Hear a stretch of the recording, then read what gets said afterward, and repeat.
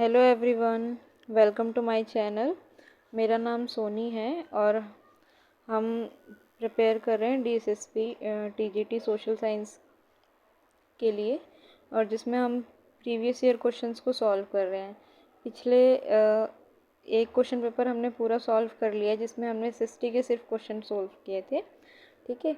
और second question paper हम कर रहे हैं, जिसमें आज ये फोर्थ पार्ट है, ठीक है। तो हमने 3 पार्ट इस क्वेश्चन पेपर के पहले ही कर लिए हैं, जिसमें हमने 20 क्वेश्चन किए हैं हर एक क्लास में। आज नेक्स्ट 20 क्वेश्चन हम इस क्लास में करने वाले हैं, ठीक है। तो ये जो क्वेश्चन पेपर है ये 2021 सितंबर 6 सितंबर का है, सेकेंड शिफ्ट का, ठीक है। तो शुरू करते हैं अपनी वीडियो।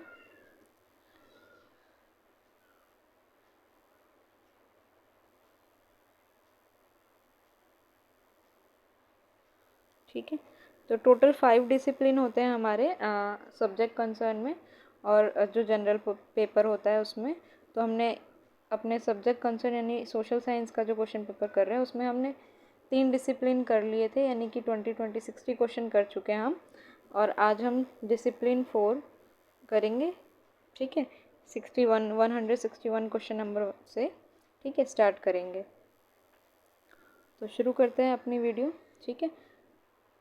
फर्स्ट क्वेश्चन है, India is divided into damage risk zones on the basis of historical seismicity and strong ground motions. Which of the following areas come under the zone 5? तो ये सिस्मिक जोन की बात कर रहा है। तो जो भारत है, यानी कि भारत में जो भूकंपीयता है ना, और उसका जो गति है, उसके आधार पर हमारे भारत को जोखिम जोनों में बांटा गया है, ठीक है। 36 जोखिम जोन में बांटा गया है। इस तरीके से टोटल 4 जोन में बांटा गया है, ठीक है। कितने जोन में? 4 जोन में भारत को बांटा गया है। और जोन ऐसे सेकंड करके ये फर्स्ट जोन है, फिर जोन थर्ड, और ये फोर्थ और फिफ्थ। ये 4 जोन में भारत के जो सिस्मिक जो एक तरीके से क्षति जोखिम जो है उसके आधार पर विभाजित किया है कि किस जोन में कितनी क्षति हो सकती है। और जो सबसे ज़्यादा जो क्षति होने की है ना, एक्टिव जिसको हम कहते हैं एक्टिव एरिया जो है भूकंप के मामले में, वो है सेकंड जोन, ठीक है। सेकंड जोन और ये फिफ्थ जोन जो है, इसमें सबसे ज़्यादा जो क्षति होने की संभावना मानी जाती है। तो यहाँ पे बोला है कि जोन 5 के अंदर कौन कौन से क्षेत्र आते हैं। तो जोन 5 के अंदर Kutch in Gujarat, part of Jammu and Kashmir and north eastern state, ये तीनों ही जोन 5 के अंदर आते हैं। तो इसीलिए ऑप्शन 4 जो है वो करेक्ट आंसर होगा। और ये जो जोन डिसाइड कौन करता है, तो ब्यूरो ऑफ इंडियन स्टैंडर्ड जो है इन जोन को कैटेगराइज करने का काम करता है, ठीक है। नेक्स्ट क्वेश्चन पे चलते हैं, क्वेश्चन नंबर 62।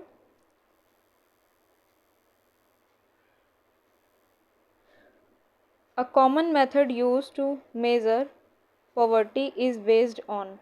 तो जो पॉवर्टी है यानी कि गरीबी जो है, उसको मापने के लिए इनमें से कौन सी विधियों का इस्तेमाल किया जाता है, किन किन चीज़ों का इस्तेमाल किया जाता है। तो income level and consumption level जो है, आय का स्तर और खपत स्तर, ये दोनों का ही इस्तेमाल किया जाता है। तो ये दोनों ही करेक्ट है। पॉवर्टी एक पूरा चैप्टर भी है। अगर आप इकोनॉमिक्स की क्लास 9th का चैप्टर पढ़ेंगे तो उसमें पॉवर्टी नाम से एक पूरा चैप्टर भी है, ठीक है। और ये चैप्टर इम्पॉर्टेंट है, आप ज़रूर से पढ़ लें, ठीक है। Question number 63, which of the following is not a measure of economic development. तो इनमें से कौन सा जो है इकोनॉमिक डेवलपमेंट को मापने का काम नहीं करता, यानी आर्थिक विकास का मापक नहीं है। इनमें से कौन सा नहीं है? तो जियोग्राफिकल कंडीशन जो है वो नहीं है इन चारों में से, क्योंकि जो दूसरा है स्टैंडर्ड ऑफ लिविंग, यानी कि जीवन का स्तर जो हमारा कैसा है, ठीक है, ये दिखाता है कि हमारा जो आर्थिक विकास है वो किस तरीके का है, ठीक है। और इंसिडेंस ऑफ पॉवर्टी यानी कि गरीबी का घटना, तो गरीबी का घटना तो ये दिखाता ही है कि जो डेवलपमेंट है, आर्थिक विकास है, हो रहा है। और ग्रीन इंडेक्स, तो ये इंडेक्स भी, ये भी जो है वो आर्थिक विकास को ही मेज़र करने का एक काम करता है। तो ये तीनों ही इकोनॉमिक डेवलपमेंट को मेज़र करने का काम करते हैं, जबकि जो जियोग्राफिकल कंडीशन है, जो भौतिक परिस्थितियां हैं, वो आर्थिक विकास को मापने का काम नहीं करती। ठीक है, नेक्स्ट क्वेश्चन पे चलते हैं। Question number 64, economic factor which influences economic development is. तो यहाँ पे भी आर्थिक विकास को प्रभावित करने वाले आर्थिक कारकों की बात पूछिए, तो इनमें से कौन सा ऐसा कारक है जो आर्थिक विकास को प्रभावित करता है? तो governance, entrepreneurship, technological advancement, developmental social attitude. तो इन चारों में से जो थर्ड ऑप्शन है, टेक्नोलॉजिकल एडवांसमेंट यानी तकनीकी उन्नति जो है वो आर्थिक विकास को प्रभावित करता है। ठीक है, शासन, उद्यमिता और विकासात्मक सामाजिक अभिवृत्ति जो है, ये तीनों प्रभावित नहीं करते आर्थिक विकास को। तकनीकी उन्नति जो है वो आर्थिक कारक है विकास को प्रभावित करने वाला, क्योंकि यहाँ पे हमें आर्थिक कारक पूछा है, ना कि सामाजिक या राजनीतिक कारक पूछा है। ठीक है, नेक्स्ट क्वेश्चन पे चलते हैं। Question number 65, which of the following components help in the analysis of growth of India's foreign trade. यानी कि भारत के फॉरेन ट्रेड में यानी विदेश व्यापार में इनमें से कौन से ग्रोथ को एनालिसिस करने वाले कंपोनेंट्स हैं, यानी कि भारत का जो विदेशी व्यापार है उसको, उसके वृद्धि को मापने वाले कौन कौन से कंपोनेंट्स हैं। तो वॉल्यूम ऑफ ट्रेड यानी कि व्यापार की मात्रा, व्यापार कितना हो रहा है ना, डायरेक्शन ऑफ ट्रेड और कॉम्पोजिशन ऑफ ट्रेड, ये तीनों ही growth of India's foreign trade को मापने का, एनालिसिस करने का काम करते हैं। ठीक है, तो व्यापार की संरचना कैसी है, व्यापार की दिशा क्या है, व्यापार की मात्रा, ये तीनों ही घटक जो हैं भारत के विदेशी व्यापार की वृद्धि का विश्लेषण करने में मदद करते हैं। Next question, question number 66, the tertiary sector is an economy includes. तो जो टर्शरी सेक्टर है इकोनॉमी का, उसमें क्या क्या आता है? तो टर्शरी सेक्टर में बैंकिंग, ट्रांसपोर्ट, ये दोनों ही आ जाते हैं। देखिए 3 सेक्टर होते हैं, एक होता है प्राइमरी सेक्टर, एक सेकेंडरी और एक टर्शरी। तो प्राइमरी सेक्टर में एग्रीकल्चर से रिलेटेड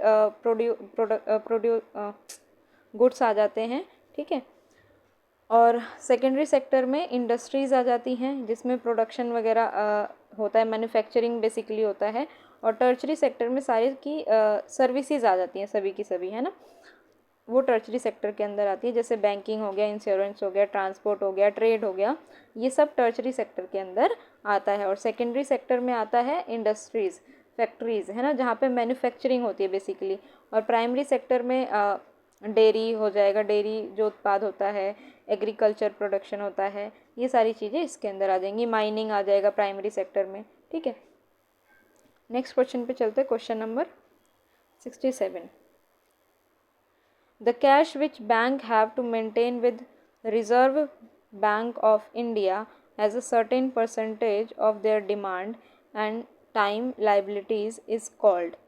तो बैंकों की अपनी मांग और सावधि देताओं की एक निश्चित प्रतिशत के रूप में भारतीय रिजर्व बैंक के पास जो नकदी रखनी होती है उसे क्या कहा जाता है? तो उसे कैश रिजर्व रेशो कहा जाता है, नकदी आरक्षित निधि अनुपात कहा जाता है। एक अमाउंट, कुछ परसेंट जो है वो भारतीय रिजर्व बैंक अपने पास रखता है नकदी के रूप में, उसको ही कैश रिजर्व रेशो कहते हैं, बैंकों की मांग को पूरी करने के लिए। ठीक है, नेक्स्ट है question number 68, the government of India introduce cash management bills. तो कैश मैनेजमेंट बिल्स जो है वो गवर्नमेंट ऑफ इंडिया ने कब इंट्रोड्यूस किया था? तो ये 2010 में इंट्रोड्यूस किया था। ठीक है, तो ये जो कैश मैनेजमेंट बिल है, ये गवर्नमेंट के सलाह पर, गवर्नमेंट के साथ बात करने पे उन जो सेंट्रल बैंक है वो इसको लाते हैं, जिससे कि जो गवर्नमेंट की उस समय की जो भी मांग है, डिमांड है ना, फाइनेंशियल जो कमी है उसको पूरा करने के लिए। ये शॉर्ट टर्म बिल होते हैं। ये कैसे बिल होते हैं? ये शॉर्ट टर्म बिल होते हैं। ठीक है, नेक्स्ट क्वेश्चन पे चलते। Question number 69, which technique of credit control involves buying and selling of government securities. तो इनमें से कौन सा टेक्निक है क्रेडिट कंट्रोल का जो कि गवर्नमेंट सिक्योरिटीज़ को ख़रीदने और बेचने के लिए इस्तेमाल होता है? तो ये ओपन मार्केट के अंदर होता है। ठीक है। ऋण नियंत्रण की किस तकनीक में सरकारी प्रतिभूतियों की खरीद और बिक्री शामिल होती है? तो ऋण नियंत्रण की तकनीक में जो सरकारी प्रतिभूतियों की खरीद और बिक्री शामिल होती है वो खुले बाजार परिचालन के अंदर होती है। Question number 70, which of the following statement is not correct regarding the function of RBI? तो रिजर्व बैंक ऑफ इंडिया जिसकी स्थापना 1935 में हुई थी, उसका इनमें से कौन सा फंक्शन नहीं है, कौन सा काम नहीं है?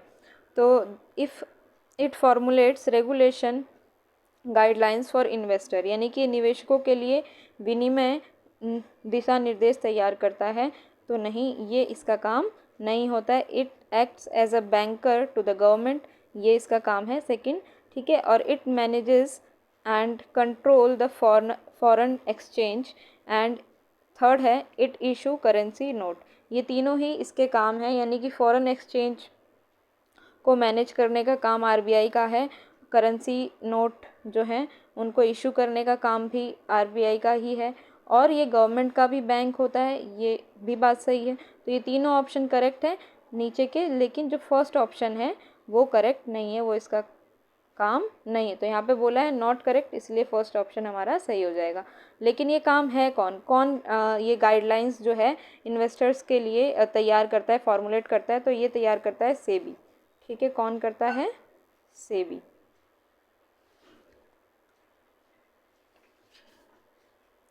सेबी की फुल फॉर्म है the securities and exchange board of India, जिसकी स्थापना हुई थी 1992 में। ठीक है।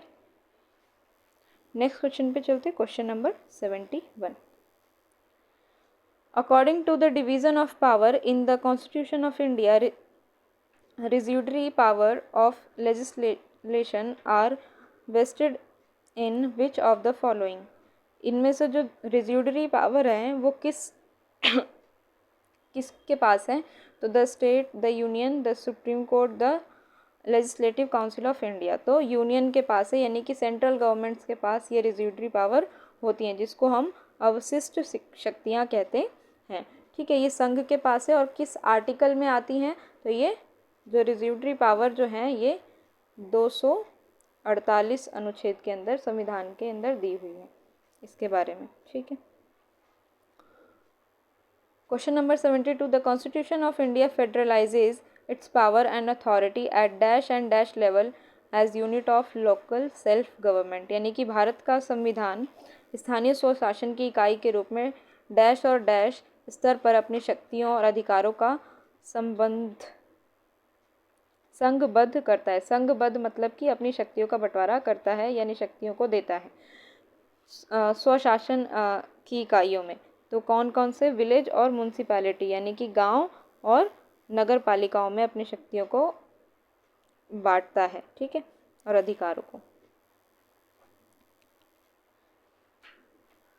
एक चीज़ और याद करनी है, जो ये स्थानीय स्वशासन है ये कब आया था? तो 73rd and 74th constitutional amendment act, यानी कि संविधान संशोधन के द्वारा लाया गया था 1952 में। ठीक है। नेक्स्ट क्वेश्चन पे चलते, question number 73, which of the following is not a feature of Indian federalism? इनमें से कौन सा भारतीय संघवाद की विशेषता नहीं है, ये हमें बताना है। तो distribution of federal power on a non centralize basis, तो संघीय शक्तियों का वितरण गैर केंद्रीकृत आधार पर किया जाता है। तो ये तो फंक्शन है इसका। ठीक है। गैर केंद्रीकृत यानी कि सारा जो पावर है वो केंद्र के पास ना होकर बाकी और दूसरे गवर्नमेंट के जो वो हैं उन पे भी जो पावर का डिस्ट्रीब्यूशन किया गया है, जैसे कि स्टेट गवर्नमेंट में भी पावर का डिस्ट्रीब्यूशन है, और अलग अलग जो संस्थाएं हैं उन सभी को पावर दी गई है। ठीक है। तो ये तो सही है। और सेकंड है creation of institution of share rule, तो और अलग अलग इंस्टीट्यूशन है, जैसे कि इलेक्शन कमीशन है, और स्टेट इलेक्शन कमीशन है, सबको अलग अलग उनके काम बांटे गए हैं, है ना। तो इन इंस्टीट्यूशंस में भी जो है क्रिएट किया जाता है और उनके रूल को शेयर किया जाता है, उनके पावर को शेयर कर दिया जाता है, उनको कुछ ना कुछ पावर दी जाती है। तो ये भी है फेडरलिज्म का फीचर। थर्ड है individual control over all decision making. तो क्या जितने भी निर्णय लिए जाते सब पे किसी एक व्यक्ति का नियंत्रण होता है? तो ये गलत है, ये फेडरलिज्म का फीचर नहीं है, ठीक है। और लोकल एडमिनिस्ट्रेशन यानी कि क्षेत्रीयकरण भी किया गया है ना, जैसे कि स्वशासन, पंचायती राज और नगर पालिका, ये सारा, ठीक है। तो यहाँ पे भी पावर शेयर किया जाता है, तो ये भी फेडरलिज्म का ही फीचर माना जाएगा, विशेषता मानी जाएगी, ठीक है। नेक्स्ट क्वेश्चन पे चलते हैं, question number 74। Dash help in coordinating inter state and union state relation for consensual working of federal system in India. तो डैश भारतीय संघ प्रणाली के सहमति से काम करने के लिए अंतर्राज्यीय और अंतरसंघीय संबंधों के समन्वय में मदद करता है। तो इनमें से कौन मदद करता है? इंटर स्टेट काउंसिल जो है वो मदद करता है राज्य और केंद्र और इंटर स्टेट के बीच में समन्वय को बनाकर रखने के लिए, संबंधों को सही करने के लिए, उनके बीच में जो भी प्रॉब्लम है या इश्यूज़ है उनको उसका सॉल्यूशन प्रोवाइड करके इंटर स्टेट उनकी मदद करता है, ठीक है। और इसका जो आर्टिकल है वो है, इंटर स्टेट काउंसिल जो है भारतीय संविधान में 263 में इसके बारे में दिया हुआ है, ठीक है। नेक्स्ट क्वेश्चन पे चलते, question number 75। Which of the following parties emerge as a dominant party after the independence of India. तो हम सबको ही पता है भारत जो है 1947 में 15 अगस्त 1947 को आज़ाद हुआ था। उसके बाद जब पहले आम चुनाव हुए थे वो 1952 में जो आम चुनाव हुए थे, उसके बाद पहले आम चुनाव से लेकर दूसरे, तीसरे, चौथे में कौन सी ऐसी डोमिनेंट पार्टी जो है बनकर एमर्ज हुई? तो इंडियन नेशनल कांग्रेस ही थी, ठीक है। नेक्स्ट क्वेश्चन पे चलते हैं, question number 76। Which of the following parties replace the Indian National Congress party as at the centre in 1977 general election. यानी कि 1977 का जो जनरल इलेक्शन था उसमें इंडियन नेशनल कांग्रेस पार्टी को किसने रिप्लेस कर दिया था, यानी कि उसका स्थान किसने ले लिया था? तो जनता पार्टी ने ले लिया था। किसने ले लिया था? जनता पार्टी ने ले लिया था। यह एक गठबंधन सरकार थी जिसके अंदर जनसंघ और भी कई सारी दूसरी छोटी पार्टियां, विपक्षी पार्टियां शामिल थी, ठीक है। जो कि 1980 में ये जो सरकार है वो गिर गई थी और फिर दोबारा चुनाव करवाए गए थे, ठीक है। और ये जो 1977 का जनरल इलेक्शन है वो होना कब था? वो होना था 1976 में, जो कि आपातकाल की वजह से स्थगित कर दिया गया था और फिर 1977 में हुआ था, ठीक है। नेक्स्ट क्वेश्चन पे चलते, question number 77। In India elections of the dash are carried out using the first past the post electoral system। तो भारत में कौन से चुनाव फर्स्ट पास्ट द पोस्ट चुनावी प्रणाली का उपयोग करके कराए जाते हैं? तो लोकसभा के जो चुनाव हैं उसमें इस सिस्टम का इस्तेमाल होता है, first past the post system. यानी कि जो पार्टी आगे रहेगी, जिसको सबसे ज़्यादा वोट मिलेंगे, वो पार्टी जीत जाएगी। यही इसका बेसिक सा रूल है। ये सबसे आसान प्रणाली है, इसलिए भारत में अपनाई गई थी, जिससे कि लोग जो हैं वो आसानी से समझ सकें। लेकिन बाकी जो प्रेसिडेंट ऑफ इंडिया है, वाइस प्रेसिडेंट है और राज्यसभा है, इनका चुनाव जो है प्रोपोर्शनल रिप्रेजेंटेटिव प्रणाली के द्वारा किया जाता है, जिसमें STV single transferable vote system का इस्तेमाल किया जाता है, ठीक है। नेक्स्ट क्वेश्चन पे चलते, question number 78। In which of the following year were the first general election held in India. तो क्वेश्चन पूछा गया है कि इनमें से कौन सा साल है जिसमें पहला जनरल इलेक्शन यानी पहला आम चुनाव करवाया गया था। तो अभी ऊपर ही मैंने बताया, पहला आम चुनाव जो था वो 1952 में हुआ था। बेसिकली शुरू 1951 में हुआ था और ख़त्म 1952 में हुआ था, इसीलिए कन्फ्यूज़न हो जाती है। लेकिन हमें जब भी दोनों ऑप्शन दिए हो तो 1952 ऑप्शन ही चूज़ करना है, क्योंकि ज़्यादातर अधिकतर चुनाव जो है 1952 के साल में हुए थे, इसीलिए 1952 को ही माना जाता है। 1952 का आम चुनाव कहा जाता है इसको। ठीक है, तो नेक्स्ट क्वेश्चन पे चलते हैं। Question number 79। In India the members of the legislative council are elected by. तो भारत में लेजिस्लेटिव काउंसिल के जो मेंबर हैं उनको कैसे इलेक्ट किया जाता है? तो जो इलेक्टोरल कॉलेज होते हैं, यानी कि एक निर्वाचक गण होता है, वो ही इनका चुनाव करता है। अब ये निर्वाचक गण कौन होता है? जो विधान सभा होती है, हर राज्य में एक विधानसभा होती है ना, तो उन विधानसभा में जो निर्वाचक लोग होते हैं वही लेजिस्लेटिव काउंसिल के लोगों का चुनाव करते हैं। अब ये जो लेजिस्लेटिव काउंसिल है, यानी विधान परिषद जिसको हम कहते हैं, हर राज्यों के अंदर दो तरीके के परिषद होते हैं। मतलब जैसे लोकसभा और राज्यसभा दो सदन होते हैं, वैसे राज्यों में भी दो सदन होते हैं, लेकिन सब राज्यों में नहीं है, केवल 6 राज्यों में है। ठीक है, जैसे एक होता है विधान परिषद और एक होता है विधानसभा। ठीक है, एक होता है विधान सभा और एक होता है विधान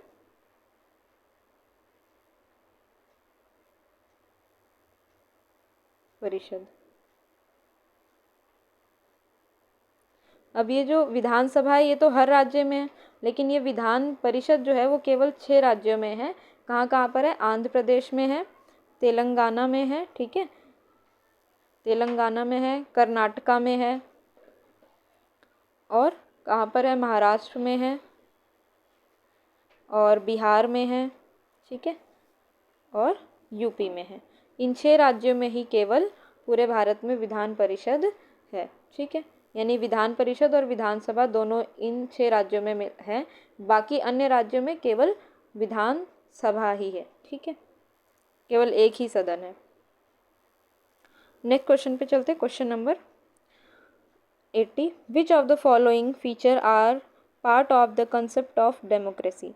तो यानी जो कंसेप्ट ऑफ डेमोक्रेसी यानी लोकतंत्र की संकल्पना है, इनमें से कौन सी उसकी विशेषता है? तो इक्वालिटी, तो जाहिर सी बात है जो लोकतंत्र है वो समानता उसका एक विशेषता है। ऑटोक्रेसी यानी कि एक तंत्र, तो क्या एक तंत्र होता है डेमोक्रेसी में? नहीं, तो ये गलत हो जाएगा सेकंड वाला ऑप्शन। और थर्ड है ऑटोनॉमी, यानी कि स्वायत्तता दी जाती है, स्वतंत्रता दी जाती है, तो डेमोक्रेसी का ये भी फीचर है। तो पहला और तीसरा सही है और जो सेकंड था इसका रॉन्ग है, इसलिए ऑप्शन थर्ड जो है 1 और 3 करेक्ट हो जाएगा। ठीक है, तो ये होते हैं हमारे 80 क्वेश्चन कंप्लीट हो जाते हैं। यहाँ से डिसिप्लिन 5 शुरू हो जाता है। अब आगे के क्वेश्चन हम नेक्स्ट वीडियो में करेंगे, तब तक के लिए बाय बाय। और वीडियो अच्छी लगी हो तो लाइक करें, शेयर करें एंड सब्सक्राइब करें। Thank you.